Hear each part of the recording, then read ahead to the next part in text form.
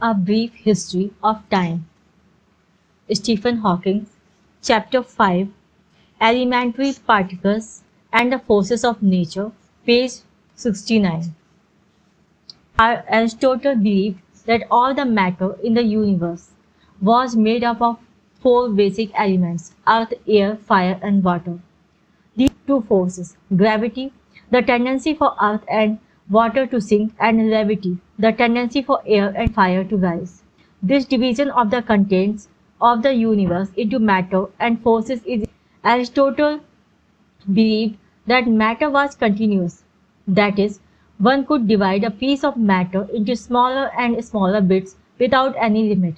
One never came up against a grain of matter that could not be divided further. A few Greeks, however, such as Democritus, held that matter was inherently grainy and that everything was made up of a large number of various different kinds of atoms. The word atom means indivisible in Greek. For centuries the argument continued, without any real evidence on either side. But in 1803 the British chemist and physicist John Dalton pointed out that the fact that chemical compounds always combine in certain proportions could be explained by the grouping together of atoms to form units called molecules. However, the arguments between the two schools of thought was not finally settled in favor of the atomist until the early years of this century. One of the important pieces of physical evidence was provided by Einstein. In a paper written in 1905, a few weeks before the famous paper on special relativity, Einstein pointed out that what was called Brownian motion, the irregular random motion of small particles of dust suspended in a liquid, could be explained as the effect of atoms of the liquid colliding with the dust particles. By this time, there were already suspicious that these atoms were not, after all, indivisible. Several years previously, a fellow of Trinity College, Cambridge, J. Thomson, had demonstrated the existence of a particle of matter, called the electron, that had a mass less than 1/1000th of that of the lightest atom. He used a setup rather like a modern TV picture tube.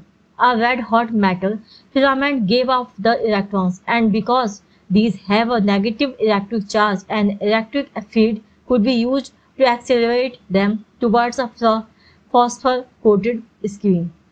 When they hit the screen, flashes of light were generated. Soon it was realized that these electrons must be coming from within the atoms themselves, and in 1911, the British physicist Ernest Rutherford finally showed that the atoms of matter do have internal structure. They are made up of an extremely tiny positively charged nucleus around which a number of electrons orbit. He deduced this by analyzing the way in which alpha particles, which are positively charged particles given off by radioactive atoms, are deflected when they collide with atoms. At first it was thought that the nucleus of the atom was made up of electrons and different numbers of a positively charged particles called the proton, from the Greek word meaning first, because it was believed to be the fundamental unit from which matter was made. However, in 1932, a colleague of Rutherford at Cambridge, James Chadwick, discovered that the nucleus contained another particle called the neutron, which had almost the same mass as a proton, but no electrical charge. Chadwick received the Nobel Prize for his discovery and was elected Master of Gonville and Keios College, Cambridge, the college of which I am now a fellow. He later resigned as master because of disagreements with the fellows. There had been a bitter dispute in the college ever since a group of young fellows, returning after the war, had voted many of the old fellows out of the college offices they had held for a long time. This was before my time. I joined the college in 1965 at the tail end of the bitterness, when similar disagreements forced another Nobel Prize winning master, Sir Neville Mott, to resign. Up to about 20 years ago, it was thought that protons and neutrons were elementary particles, but experiments in which protons were collided with other protons or electrons at high speeds indicated that they were in fact made up of smaller particles. These particles were named quarks by the Caltech physicist Murray Gell-Mann, who won the Nobel Prize in 1969 for his work on them. The origin of name is an enigmatic quotation from James Joyce. Three quarks for master mark. The word quark is supposed to be pronounced like quart, but with a K at the end instead of a T, but is usually pronounced to rhyme with rock. There are number of different varieties of quarks. There are thought to be at least 6 flavors, which we call up, down, strange, charmed, bottom, and top. Each flavor comes in 3 colors, red, green, and blue. It should be emphasized that these terms are just labels. Quarks are much smaller than the wavelength of visible light and so do not have any color in the normal sense. It is just that modern physicists seem to have more imaginative ways of naming new particles and phenomena. They no longer restrict themselves to Greek. A proton or neutron is made up of 3 quarks, one of each color. A proton contains 2 up quarks and 1 down quark. A neutron contains 2 down and 1 up. We can create particles made up of other quarks, strange, charmed, bottom, and top. But these all have a much greater mass and decay very rapidly into protons and neutrons. We now know that neither the atoms nor the protons and neutrons within them are indivisible. So the question is, what are the truly elementary particles? The basic building blocks from which everything is made. Since the wavelength of light is much larger than the size of an atom, we cannot hope to look at the parts of an atom in the ordinary way. We need to use something with a much smaller wavelength. As we saw in the last chapter, quantum mechanics tells us that all particles are in fact waves and that the higher the energy of a particle, the smaller the wavelength of the corresponding wave. So the best answer we can give to our question depends on how high a particle energy we have at our disposal, because this determines on how small a length scale we can look. These particle energies are usually measured in units called electron volts. In Thomson's experiments with electrons, we saw that he used an electric field to accelerate the electrons. The energy that an electron gains from an electric field of 1 volt is what is known as an electron volt. In the 19th century, when the only particle energies that people knew how to use were the low energies of a few electron volts generated by chemical reactions such as burning. It was thought that atoms were the smallest unit. In Rutherford's experiment, the alpha particles had energies of millions of electron volts. More recently, we have learned how to use electromagnetic fields to give particles energies of at first millions and then thousands of millions of electron volts. And so we know that particles that were thought to be elementary 20 years ago, in fact made up of smaller particles. May these as we go to still higher energies, in turn be found to be more made from still smaller particles. This is certainly possible, but we do have some theoretical reasons for believing that we have or are very near to a knowledge of the ultimate building blocks of nature. Using the wave or particle duality discussed in the last chapter, everything in the universe, including light and gravity, can be described in terms of particles. These particles have a property called spin. One way of thinking of spin is to imagine the particles as little tops spinning about an axis. However, this can be misleading because quantum mechanics tells us that the particles do not have any well-defined axis. What the spin of a particle really tells us is what the particle looks like from different directions. A particle of spin 0 is like a dot.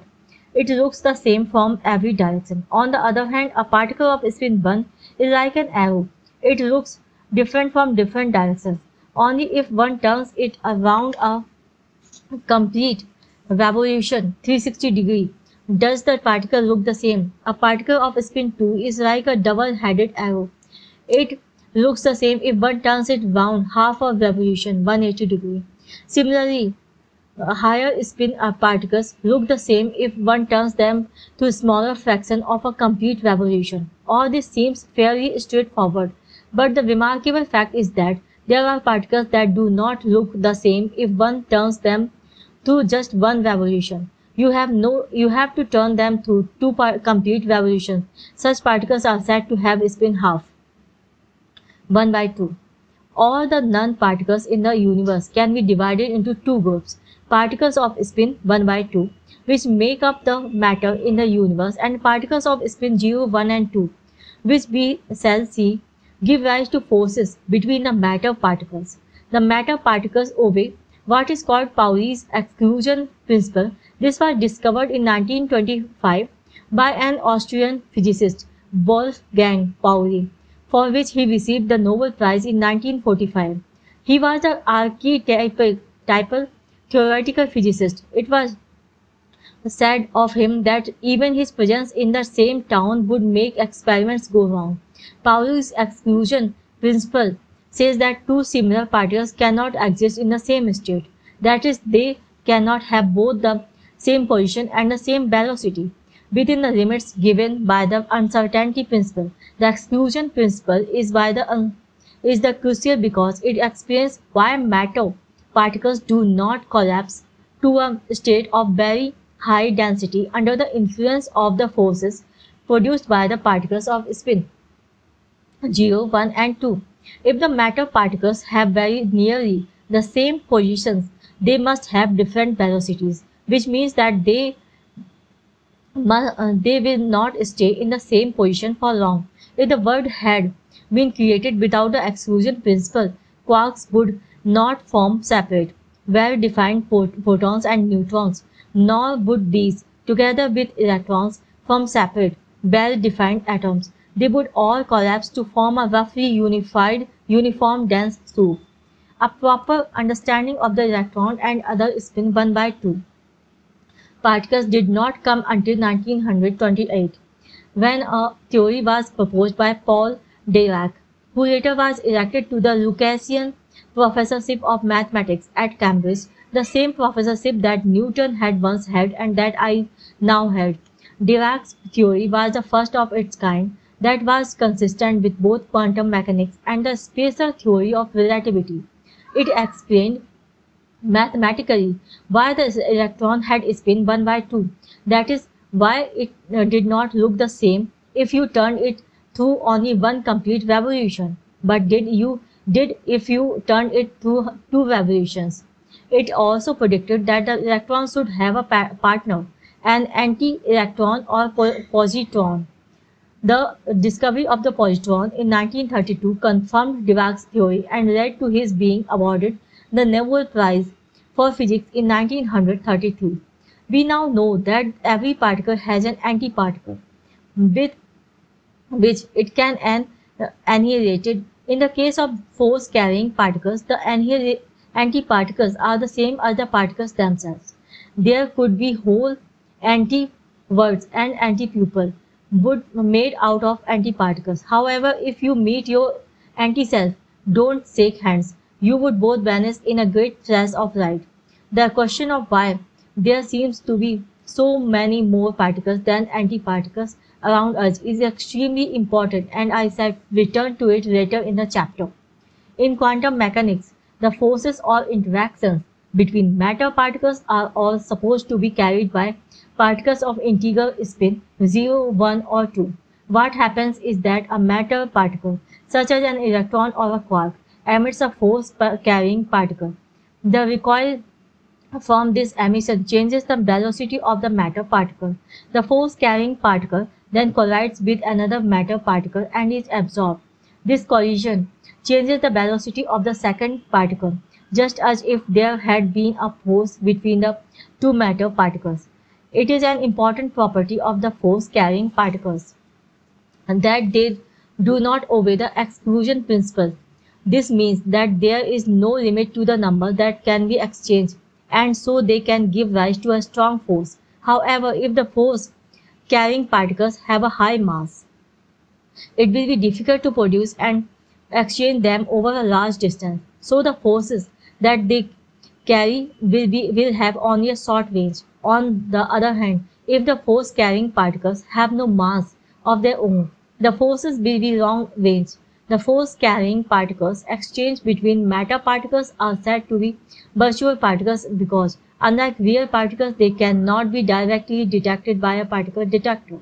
We know they exist, however, because they do have a measurable effect, they give rise to a force to forces between matter particles. Particles of spin 0, 1 or 2 do also exist in some circumstances as real particles. When they can be directly detected, they then appear to us as what a classical physicist would call waves, such as waves of light or gravitational waves. They may sometimes be emitted when matter particles interact with each other by exchanging virtual force carrying particles.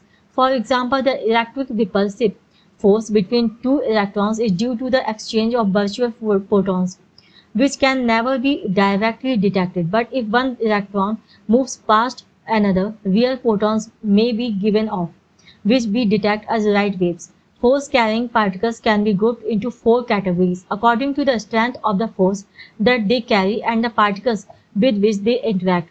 It should be emphasized that this division into four classes is man-made. It is convenient for the construction of particle theories, but it may not correspond to anything deeper.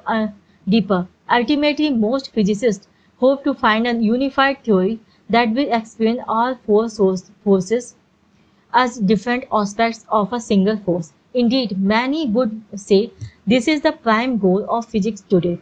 Recently, successful attempts have been made to unify three of the four categories of force, and I shall describe these in this chapter. The question of the unification of the remaining category, gravity, we shall leave till later. Thank you very much for listening. This is the half of 77th page. The first category is the gravitational force. This force is universal, that is, every particle feels the force of gravity according to its mass or energy. Gravity is the weakest of the four forces by a long way. It is so weak that we would not notice it at all were it not for two special properties that it has. It can act over large distances and it is always attractive. This means that the very weak gravitational forces between the individual particles in two large bodies, such as the Earth and the Sun, can all add up to produce a significant force. Thank you very much for listening.